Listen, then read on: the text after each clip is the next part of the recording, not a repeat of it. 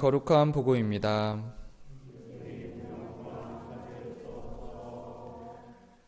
그때 예수님께서 제자들에게 말씀하셨다. 사람들이 너희에게 손을 대어 박해할 것이다. 너희를 회당과 감옥에 넘기고 내 이름 때문에 너희를 임금들과 총독들 앞으로 끌고 갈 것이다. 이러한 일이 너희에게는 증언할 기회가 될 것이다. 그러나 너희는 명심하여 변론할 말을 미리부터 준비하지 마라.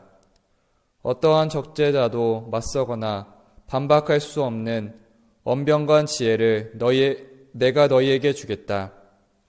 부모와 형제와 친척과 친구들까지도 너희를 넘겨 더러는 죽이기까지 할 것이다. 그리고 너희는 내 이름 때문에 모든 사람에게 미움을 받을 것이다. 그러나 너희는 머리카락 하나도 잃지 않을 것이다. 너희는 인내로써 생명을 얻어라. 주님의 말씀입니다.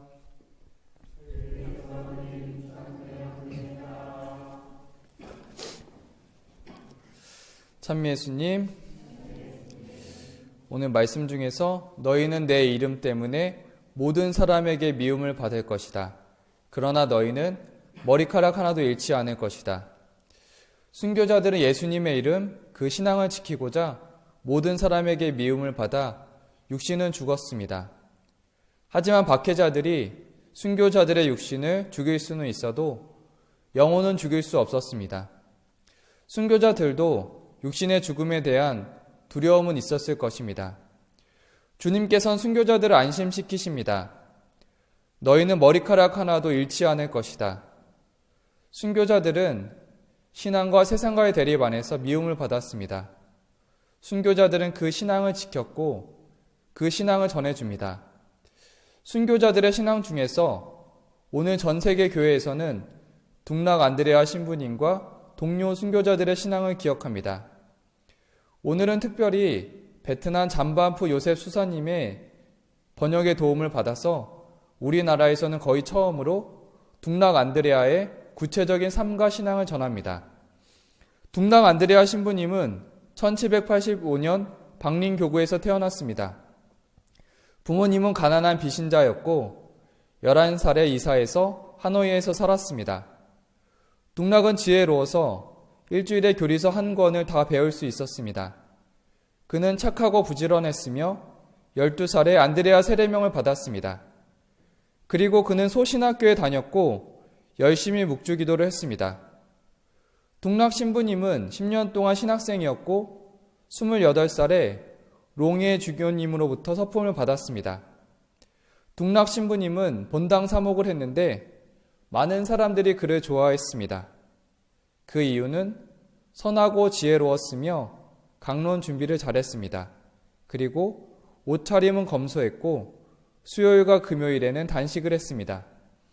가난한 사람들을 항상 배려하고 식사와 옷을 나누어 주었습니다.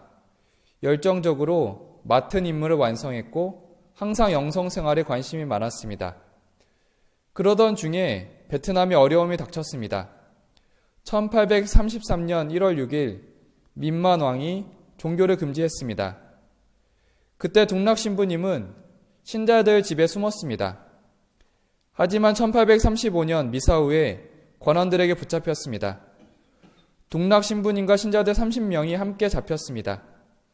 그때 신자들이 돈을 모아서 관원들에게 주고 둥락은 풀려났습니다. 그때부터 관원들이 둥락 이름을 알게 되었기 때문에 둥락은 잔한 둥락으로 이름을 바꿨습니다.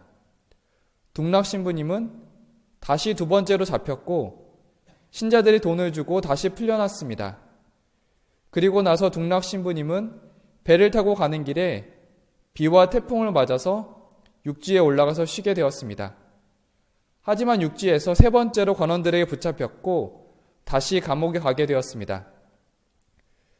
감옥에서 관원들이 둥락 신부님께 물었습니다. 당신들은 체포되었지만 왜 그렇게 행복하게 이야기하고 죽음을 두려워하지 않습니까? 둥락 신부님은 기쁘게 대답했습니다. 왕은 종교를 금지했고 하느님은 나를 체포하려고 했습니다.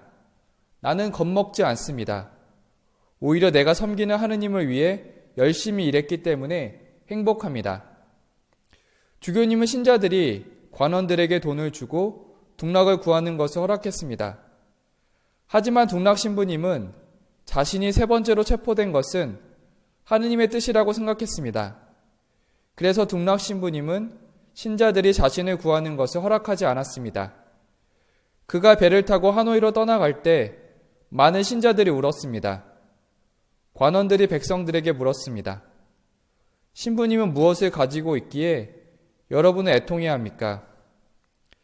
신부님은 우리에게 좋은 것을 가르치고 도박을 하지 말고 술을 마시지 말고 남편과 아내가 서로 배려하고 사랑하도록 가르쳐 주었습니다. 그렇게 가르치는 착한 신부님을 왜 죽이려고 합니까? 등락 신부님은 신자들에게 서로 사랑하고 거룩한 종교에 충실합시다. 울면 서로를 더 아프게 하기 때문에 울면 안 된다 하고 위로했습니다. 이 장면은 우리에게 십자가의 길을 기억하게 해줍니다.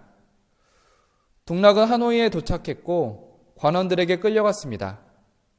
관원들은 등락 신부님 앞에 십자가를 놓고 넘어가라고 말했습니다. 등락은 다리를 높게 올리고 말했습니다. 다리를 잘라라. 나는 매우 기쁩니다. 그러나 내가 종교를 포기할 것이라고 기대하지는 마십시오.